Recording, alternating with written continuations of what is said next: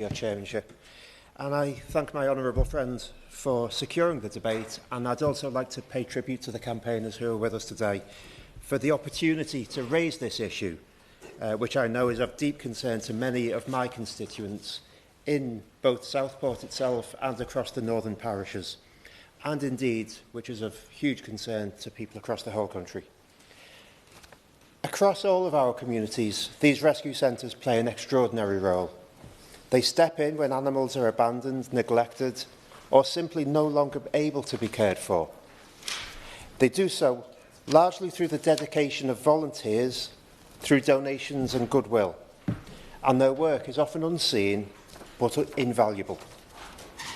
However, unlike kennels and breeders, animal rescue centres in England currently operate without a clear, consistent national licensing framework.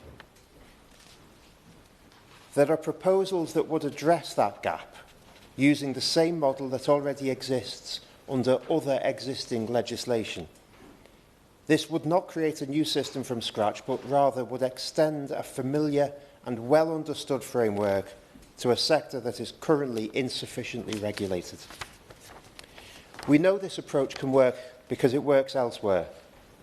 Scotland, as has been mentioned, already has licensed animal shelters, and I am reliably informed that Wales is committed to introducing legislation too. So that means that England is now the only part of Great Britain without a formal system of oversight in this area. Introducing that formal system of oversight would simply bring England into line with best practice across the rest of the country. There is strong support for this across the rescue and veterinary community. The RSPCA and the Dogs Trust have publicly welcomed the discussion. Colleagues from across the House have expressed their support also. This is an issue on which there is genuine cross-party and evidence-based agreement, focused solely on improving animal welfare. In my constituency, across Southport and West Lancashire, we're fortunate to have several rescue organisations doing some excellent work. One of these I visited only a couple of weeks ago, the Woodland Rescue Centre. It provides a safe, caring environment for animals at some of the most vulnerable points of their lives. They already operate to high standards, and they would have nothing to fear from proportionate regulation. But I also know that not all rescue centres are able to meet the same standards.